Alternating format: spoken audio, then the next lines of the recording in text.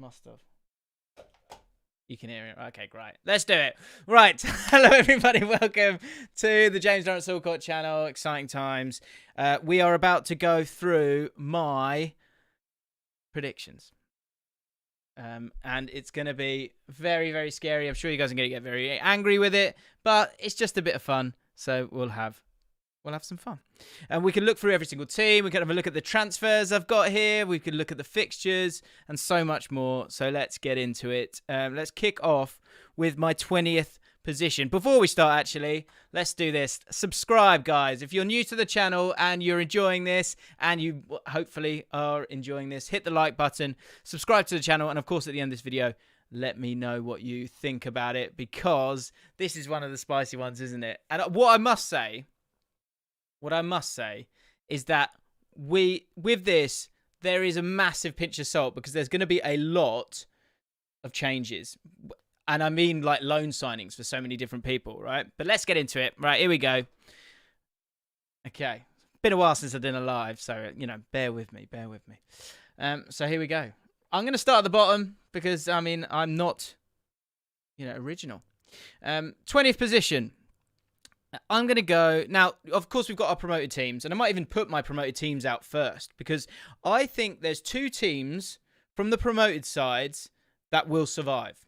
One is going to be an incredibly random shout that I might get it so wrong, but I can't help but go with my gut.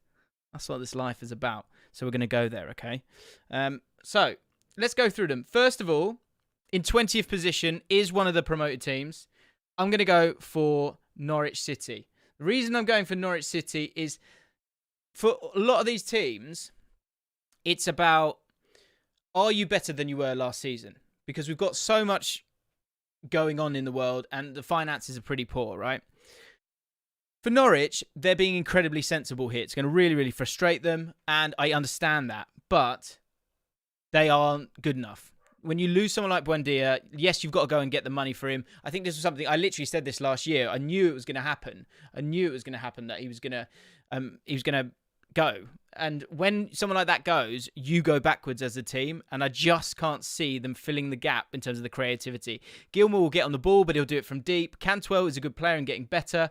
But Pukki is not really good enough for the Premier League. I think that's a fact, to be honest.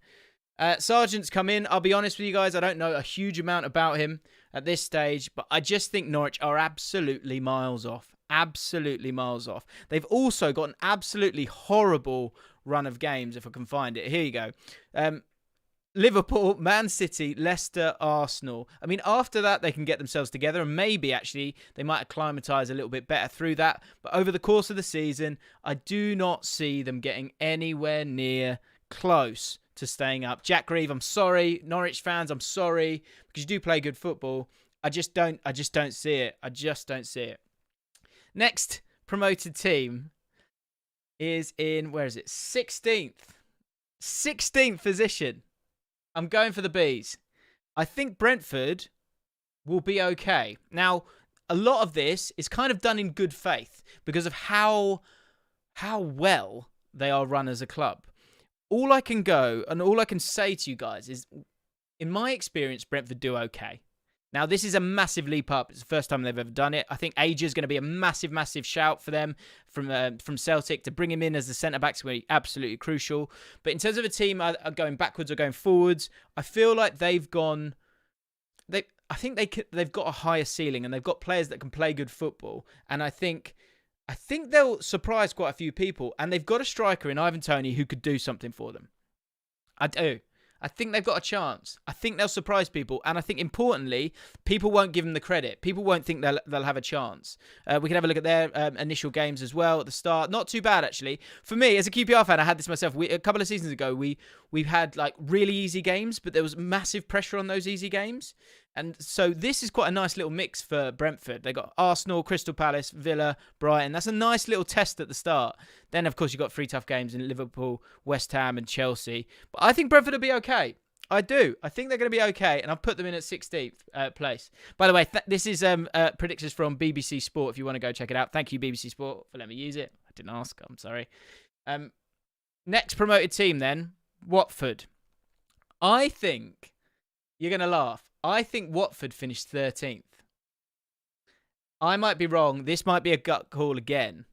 I think Watford could do quite well this season. The reason I say that is because defensively, they were so strong last season. Really, really good at the back. And what I quite like about their squad is that mix. That mix of experienced players and younger players who've still got something to prove. I think the signing of Joshua King could be really, really good for them. Could be really, really good for them. Let's have a look at their signings. Also, a lot of these players are players we won't know about. But there is one player, actually, interestingly, that I haven't heard too much about him, but I've heard good things about him. His name is Cucho Hernandez. Keep an eye out for Cucho Hernandez this season. He might pull up a few trees. I like the balance. You know, you've got Foster in there. You've got Will Hughes in there. Danny Rose, I think, could still offer something in terms of his experience for the team as well. I might get this so wrong. I might. But I'm going for it. You don't want me just picking the exact same table that everyone else is doing. Of course you don't. I think Watford's defence will give them a chance. They'll be resolute. And if they can keep Ismail Assar, I think they've got a chance. I just think they're going to surprise some people. I might be wrong. Right. Let's go. Let's go in that little middle area in between then. 14th position. I'm going to go with Wolves. Wolves, I said, would finish 13th last season. They did finish 13th last season. Big part of that was Raul Jimenez. I think a lot of teams have strengthened a bit more than them. I think with the new manager, Larger, I think it'll take a little bit of time, but they're gonna press teams. What you know about Wolves previously, this is a very, very new team, and so I think there'll be some highs and lows with it. But with Trincao in there, Neto when he comes back, Podence is supposed to be back soon as well. There's a lot of ability there. There is a lot of ability there. So I'm going to put them 14th. Raul Jimenez, I guess that the big question is, can he score the same amount of goals as previously? I'm not sure, and that's why I don't think they'll get anywhere near the top 10. But 14th, I think they'll be fine. You know, it's another season in the Premier League. No reason to go too far with it. Thomas Grant said, like the video, you frauds. Do it. Do what the man said. He wouldn't lie. Don't be a fraud. Come on. Right, 15th position. I'm going to go for Crystal Palace. Crystal Palace in 15th position. These guys could get relegated. They could have an amazing season and finish, you know, I don't know, maybe 12th, right? There's sort of like areas, right? I think you've got basically a bottom 5-ish, or maybe 6. Then you've got like a 10th, maybe 11th to 15th, and then you've got another little gap here of 5th to 9th. And they're all little mini leagues, which is going to be really good this season. Reason I put Crystal Palace there is because there's been a lot of change. There's a lot of inexperienced players there. We can have a look at their the ins and outs for them. It's quite interesting because they are trying to do something really different. Now, a lot of people don't want to give Patrick Vieira the opportunity. I think he's got it in him to do quite well for them. And more importantly, the recruitment looks really, really good for them as well. I've gone past it, haven't I? Here we go. Of course, they've lost a lot of players. Now, Gay is one of the best players in the Championship last season. Has come from Chelsea. Him, Joachim Andersen, another really good signing for them. So the two centre-back pairing is going to go from incredibly old to incredibly young. But I like it. Michael Elise could be one to watch. I did a video on players to keep an eye out for, and I think he could be really, really integral for them. It's going to be interesting to see how he deals with that jump up to the Premier League, but I think he's got the quality. And Conor Gallagher, another exciting player for them as well. Yes, they have lost a lot of industry. You know, James McCarthy, Andros Townsend, Patrick Van Arnholt, a lot of experience here. Mamadou Sakho, Hennessy, a lot of experience. And I think that will hurt them. Gary Cahill, Scott Dan, a lot of players have been lost. But 15th, I think they'll hang in there. I think they'll be okay. It's not Elise that's injured. It's Abir Eze that's injured. Just looking at the chat there quickly. So, should we work on this little area here then? 17th, 18th, 19th. Let's go 18th first. Going down. Actually, 19th. Let's do it properly. I'm going to go for Southampton. Again, this could be completely wrong. It could be completely wrong. But what I've got to say about Southampton is the amount of goals that they shipped last season and the transfer business that they've done, I'm not impressed, to be honest. Armstrong, there is so much pressure on Armstrong to score goals for them. And what we saw last year and what we've seen regularly is that they get a lot of injuries. And that's the thing that I'm struggling with this. I'd love to know what you guys think, actually. The thing I'm struggling with this is the depth of squads. Because, of course, clubs have injuries. And so what's difficult for me is that do I back any team to have a perfect season where they don't have any injuries? That's a really difficult thing to do. And generally, for me, I'm going to go for depth because I think it's going to be important this season. And Southampton, I just worry about them. I really, really do. I don't think they've got a lot of energy amongst their team. I think they've run out of steam because Hassan Hüttl wants them to play with such energy. I'm worried about them. I am really, really worried about them. And in terms of the players they've brought in, like I said, Armstrong, Perraud, I need to see a little bit more from him. But him to come in for Bertrand is an interesting one. Livramento from Chelsea's under-23s is interesting as well. But I just think it could be a real struggle.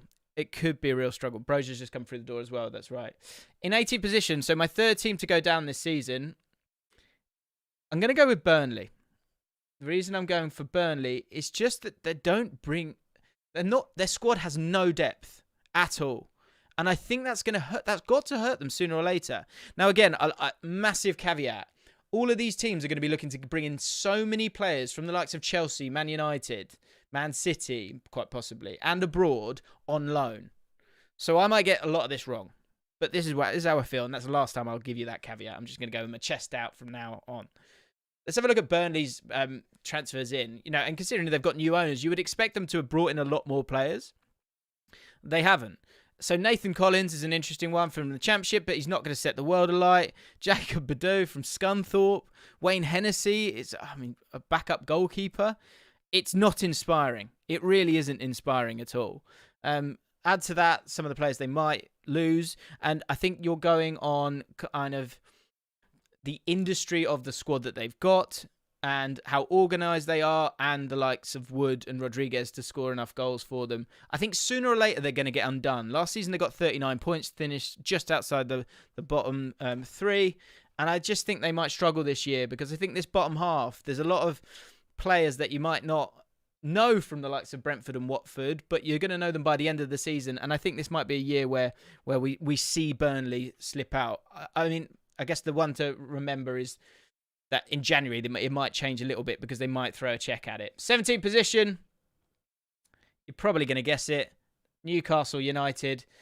The reason I do this is because, again, they're two players away from being in a crisis. And one of those two players is Callum Wilson, who sadly gets injured quite regularly. And he had one of the seasons of his life last season. So for him to recreate that's a lot of pressure on him. If he has a poor season, then they're going to start to struggle. Again, this might be another one where there's the takeover, then there's more money, and in January they might be fine. And a lot of people were putting them 13th, and I just think that it's not a good squad. And the Willock signing, I don't think that's gone through as of yet. It'll be interesting to see if that does happen. And if that happens as a loan or as a signing, the obvious thing would be for Arsenal to go, let's get as much money as we can out of them. But is Joe Willock going to keep you up? I'm not sure. He had a massive purple patch. Massive purple patch last year. And I think, that was great. And he's probably not, he's not the total opposite of it, but he's going to be somewhere in the middle. And I just think it's still a really, really weak squad. Really, really weak squad. Right, we move up. 12th position. This was tough. So what I had here was, let's go 9th. I'm going to go with 9th first. So 9th position. See if you can guess it in the chat. They're a team that I think there's not much optimism for them at the moment, but I actually think they could do better than this. I don't think they'll do any worse than this. And I think the bad feeling around it is probably due to the new manager. But I think that the brilliant thing about the new manager, and it's Everton, is that Rafa Benitez will be able to shut out the noise. He will be able to shut out the noise. And I think that's going to be huge. And when I say noise, I'm not saying, Everton fans are bad fans. What I'm saying is that if it starts to go wrong, that the fan base will turn a little bit. Some will, certainly. But what is brilliant about Rafa Benitez is that he is able to do that. He did that, of course, at Chelsea. And I expect him to do that again. He can work within a budget. I think they'll be defensively a lot more solid. It'll be a bit more like a David Moyes team. And I think they'll actually do okay. I think they'll do okay. 9th position. I'll put them in 8th, haven't I? Whoops. Let's do 8th so I can just swap that around. 8th position. I'm going Aston Villa. put 9th in quickly. Aston Villa, I think they've done brilliantly here. With the players that they brought in to replace, of course, the numbers from Jack Grealish, I think Aston Villa fans can be really excited about this season. I honestly believe that. I really, really think that. I think they've got a real chance to do well. And, I mean, they're in that conversation with the likes, I don't even give it away, but the likes of, Arsenal and Leicester and Spurs. There's no reason why they can't do something pretty special this season because they've got a really good back line. The players that they brought in, I think, will replace the goals and assists that were lost from Grealish. Buendia is a really, really great player for them. And do you know what? Something that it came from the comments a lot of my season's guide that I didn't really focus on enough. Danny Ings is one hell of a signing. You now have, that you should, all being well, have 2 quality centre forwards that can score goals. And so there's no reason why Villa can't finish. There's no reason why Villa can't finish 5th this year. There really isn't. I think there might be I think they might run out of steam a little bit, and maybe with the squads that are above them, that might be why they drop down a little bit, and maybe the defense can't do what they've done last season. Maybe Martinez doesn't have the same season as he did last season. But to bring in Buendia, Danny Ings, and Leon Bailey in particular, Twanzebe for that depth as well, is brilliant. It's honestly so, so brilliant. And so at the very worst, I see them finishing 8th. But if they can catch fire, I think it's gonna, because they'll create chances with Buendia and Bailey and Traore and El Ghazi as well, who's got better each year, and they will take them. They will take the chances. And that's what I'm talking about with Brentford. Because if Brentford get chances, they'll take them. With Norwich, I don't think they'll take them. That's my kind of reasoning around that one. Let's go 12th position. 12th position, I've gone for Brighton and Hove Albion. Now, Brighton finished, I think, 16th last season. So this would be a massive success for them. They need to use that Ben White money. They need to use it quickly. They need to use it well. I mean, generally, their signings have been good as well. And I think in terms of recruitment, I think Brighton are one of the best run clubs in the country at this stage in terms of getting value out of their recruitment. Enoch Mwepu is going to be a really great signing for them, I think, alongside Basuma. They've kept Basuma, that's crucial. Sherpen, I think, will do well for them as well. A lot of the other names, I guess it's one of those where they now need to go out and spend that money. That's what they need to do, but I think they will do that. I think they will go and do that. So that's why I've put Brighton there. They need to score more goals. They need to get themselves a striker. That's the big one for me. But I think they'll go and do it, surely. Use that money. You've got it. Because Ben White, he's cracking. He's brilliant. But in terms of what you would lose for a team like Brighton when you're getting 50 million for it, I think you take it. And they play great football. Potter's a great manager. And I think they'll do all right. So I think they'll finish 12th this season. 11th position. Okay. Now, I might be wrong with this one. And I keep changing my mind on this. I'm going for West Ham. West Ham to finish 11th this season. For me, this one is down to concerns over Antonio, concerns over the striking options that they have if he was to get injured. He, of course, did get injured last year. The other side of it is that, and also I think when you've had such a good season, I think what happens a lot of the time is that the next season, that kind of adrenaline isn't there. You've also lost Lingard's goals. I think Ben Rama can replace some of those, but it was a very purple patch for them.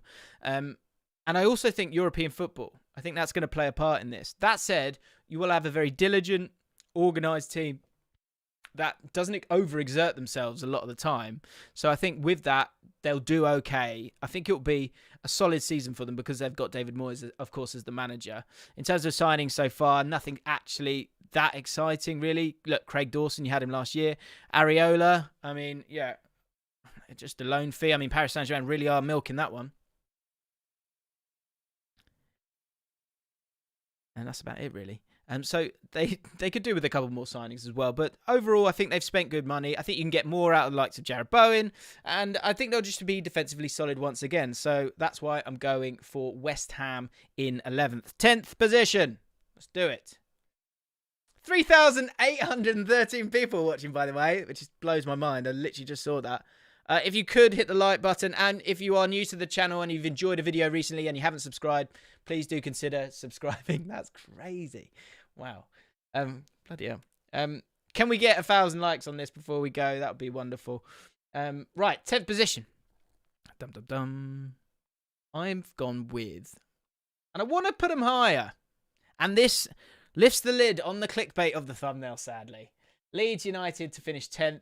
I think it'll be more of the same. I think we know how they're going to play. I think they will be more refined, and I think they will just be fine. I think we know some teams will figure them out a little bit and find a way to play against them, but that high-intensity way of playing will serve them really, really well. I think Rafinha will continue to thrive. It'll be interesting to see if they can keep hold of him this time next year. Bamford, can he score the same amount of goals? Probably not, but I think overall as a team, I think they'll be better, and I'm really excited to see Firpo play for Leeds United as well. I just think they'll be absolutely fine. It'll be another enjoyable season for them. Top 7 time, here we go. This is tough. Now, as I say, Aston Villa could sneak in there. If Benitez, has an absolute, barnstorming season with them all and gets them, not conceding, you never know. Everton could do that, right? Then they could get in that top 7. But at the moment, and what I've done here is from my 1 to 7, I've gone based on the current situation. So with that in mind, there's the likes of Harry Kane and that situation. And does he stay? Does he go? I don't know right now. And so the only fair thing for me to do right now is to look at the squads right now and suggest that it will be what it is right now. Okay? So with that in mind, I think you've got 6th and 7th is Arsenal or Spurs. Now, 5th, I'm going to go with Leicester City. Now, losing Fofana is huge. It is huge for them. But I still think they've got lovely depth there. Bertrand coming in is really nice. I think they can focus on those fullbacks. Harvey Barnes gets better year on year. Daka is a really exciting player to bring through as well. He's the guy who's going to kind of take over from Vardy or give him a break at times. So that's great. I think they're just a really good team, really good squad. And actually, you got probably one of the best managers in the league as well in Brendan Rodgers. I think they will continue to do what they do. And I hope this is... I guess what's going to be sad is that I think you've now got 4 teams or 4 clubs that are quite far away the best in the league now. So sadly, it will feel like a bottle job again with Leicester City because they won't be able to get into that top 4. But as Soumare, that's a great shout, as well. He's going to be a really interesting one to watch. But those centre-back troubles could hurt them a little bit. They'll need to go and sign someone. But I think they'll be fine. I think there'll be some more exciting players as well coming through. You've still got Tielemans, you've still got Maddison. Not much to worry about there. I think it'll be a solid 5th place for them. 1.1k likes now, says Footy Bros. Can we hit 2k likes? That would be amazing. 4,000 people watching. What is going on? Oh my God. Right. 6th and 7th. So, I'll give you both scenarios. Let's say Harry Kane stays. Actually, do you know what? Screw it. I don't care either way. Nah, do I? I do. I think if Harry Kane stays for the season, Spurs finish above Arsenal. But if Harry Kane goes, Arsenal finish 6th. So what I'm going to do right now is I'm going to do the table, as I said, without transfers happening. So if that is the case, Spurs will finish above Arsenal. I'm sure that's excruciating for Arsenal fans right now. I do like the sensibility of Nuno Espirito Santo. I think he will be pretty useless. I think he'll be pretty useful in terms of dealing with the media storm that's coming with all of it. And I think you can see a lot more from the rest of that Spurs squad as well. But if you've got Harry Kane in the team, that takes you up a notch for sure. Goals win games. He scores goals. So I think they'll finish above them. That said, with Arsenal, if you're an Arsenal fan, I think you'll have a lovely level of expectation. I think you'll be excited about the youthfulness of the squad, right? And I think you'll be okay with 7th. The one thing I would say, and actually this is what I was thinking earlier. Do you know what? I might need to make a change here. Do you know what? I'm going to swap this round. Because, and I'd forgotten about this element of it until I was just chatting there. I'm putting Arsenal 6th. Here's the reason why. No European football. That means less injuries, obviously a lot less workload, more time for Arteta to get this team going. And if by the end of the season you're not in the top 6, I think Arteta has some big questions to answer, because I think if you can keep everyone fit, I think the lack of European football, this Conference League is just going to be annoying for Spurs and the club. And I think that is a bigger element than you would imagine. And that's why I had actually West Ham a little bit lower down. Sorry, Spurs fans, you're going to hate that. But yeah, that's why I had Spurs down there. I knew there was a reason for it. I was trying to figure it out. Right. So there you have it. Arsenal, Spurs finishing 7th. 4th place.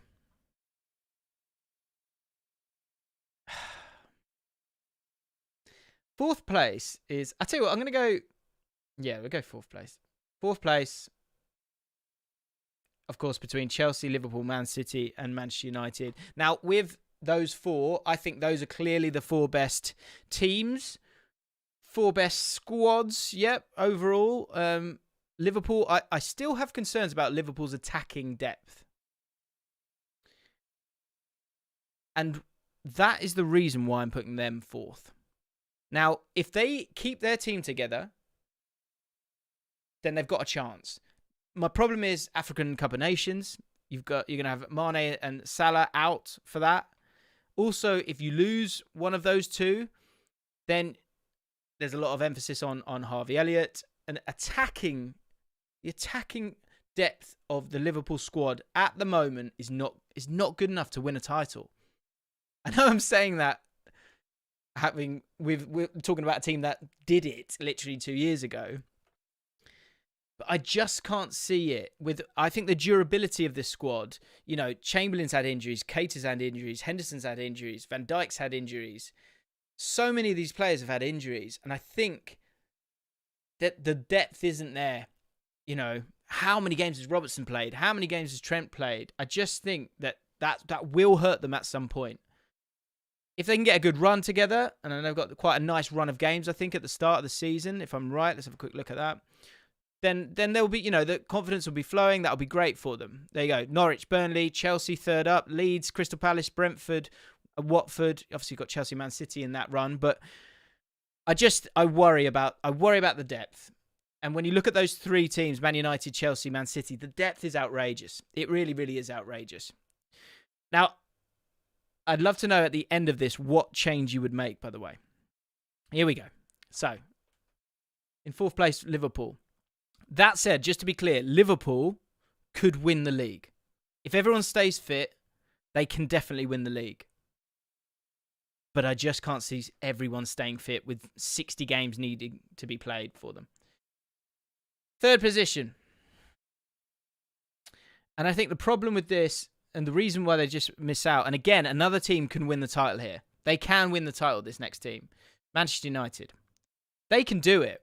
The problem is Varane isn't through yet. Rashford's out for 2 months. Greenwood's still developing. You haven't got that defensive midfielder, that player that can just get on the ball constantly and have both sides of it covered. Maybe McTominay can grow into that, but at the moment you don't have that. And with the games that they'll have at the start of the season, look, Sancho's a great signing, but and look, you've still got Martial, you've still got Bruno Fernandes. We're at 5K. We're nearly at 5K concurrent. Oh, you can get me to 130K today, actually, by the way. God, what am I on? Let's just check. Might as well, eh? Let's see what we're on. I think I'm on 129, right? 5,000 people watching right now. If you haven't subscribed to the channel, we could do something pretty special here. Hopefully my internet will work. I'm on 129,700. 129,700. So I need 300 subs to get over the line in the last few minutes of it. I've probably angered most of you, so it's probably not going to happen. But if you do want to, that'd be great. So, look, with Man United's opening games, I think this is where the title for Man United could be won or lost. Because with a few players kind of underbaked, if that makes sense, then these games are must-win games, and they should win them. But if you don't win the first, 6, 7, you would say, for Man United, then you've probably already lost the title. But if they can win that, then they've got a real chance. Because Maguire and Varane is amazing once Varane comes through. Sancho, unbelievable. Cavani's still got it. Mason Greenwood's ready to go. Martial can do better. Rashford will come back. But I think they will drop points in these first 8 game weeks. And I think that's going to hurt them. I do think that's going to hurt them. And that's why they'll finish 3rd. But they've got a real chance. A real chance. Now, 1st and 2nd. This comes down to the Kane transfer for me. Now, what people often do is and understandably, you look at the squads, right? And you look at the squads, you look at the players brought in, the players lost, the manager, and then I think you look at the kind of the cycle of those teams and their motivation. You guys know I've done a couple of videos recently, one about Liverpool, one about Leeds, about the psychology of sport. And I think the problem that Man City have is the embarrassment of riches that they've got, and what we saw a couple of seasons ago where they tailed off a little bit. All that said, if Kane signs for Man City, they have to win the title. Like, regardless, they will just be too good. The crack in the window in terms of another team, and of course that other team is Chelsea, is the fact that Chelsea have a manager that has got the team incredibly motivated. None of these, well, some of these players have won the title before, but in this cycle of Chelsea, you've got a lot of players that haven't won the title before, so they will go that extra mile, and that hunger will be there. I think that's why Man United could be really exciting this year. The problem for them, when you put all those bits together, they don't have the manager, in my opinion, at this moment in time, in comparison to Guardiola and Tuchel and Klopp. And so that brings them down to 3rd. But in terms of the cycle of the development of the team and the squad and the depth that they've got, Man United have got a real shot. Chelsea's squad is a joke. An absolute joke. And they've got the tactical nous, and they've got the energy, the hunger, the motivation to go and win that title for the first time in that squad's lifetime, right? And therefore, I think that Man City, if they get Kane, they win it. And Chelsea finish 2nd. And that's it, of course. But if Man City don't get Harry Kane, and they have to play Gabriel Jesus or a strikerless system. Now, of course, they've had a strikerless system for the bulk of last season. But I think with Lukaku coming in for Chelsea, the fact that the likes of Pulisic, Ziyech struggling for game time in terms of being in the starting 11, Havertz will look great with Lukaku and Werner if he does play, or Pulisic, or whoever it might be. Mount, Kante, all these names. Defensive depth is a bit of a problem. The back three, the fact that they're having to play a back three is also a little bit of a problem. But I back Tuchel. I really do back Tuchel. And I think without Kane, I actually think Chelsea go and do it, I think they do. And that seems crazy. That you guys will think that's crazy, and I understand that. But the reason I say it is because how many times have we said it's definitely this team, it's definitely that team? Things get in the way. So that's my 11. Am I 11? What are you on about? That's my 20. I've got Norwich, Southampton, Burnley going down. Newcastle just about surviving. Brentford and Watford staying up. It'd be interesting to see who the first manager would be. And at the moment, if Harry Kane doesn't sign, I see Chelsea winning the title this season. I don't really like saying that, but that's how I feel. Guys, thank you so much for watching. I've never had this many people on a stream. Did I? I mean, guessing you guys didn't subscribe. It's fine. I didn't give you much time. But thank you for watching. Hit the like button. I just want to see if we did it or not, just in case, because that would be really rude. And I don't think there was any super chats. I think there were a couple of super chats. Let me see if I can go find them. Here we go. Here's one. Max Covey, I'm a Leeds fan. At the game at Old Trafford on Saturday, they will drop points against us. I agree. I think they will. I think Leeds will cause a bit of a shock. I can't find any other super chats, so I think that's the only one. So there you have it. Oh, it's so close. 129,931. 70 away. If you haven't subscribed yet, hit the subscribe button. Guys, thank you so much. Absolute heroes. There's going to be so much content on the channel over the season. It's good to be back. Let me know what you think in the comments below. I'll see you next time, guys. Thanks a lot.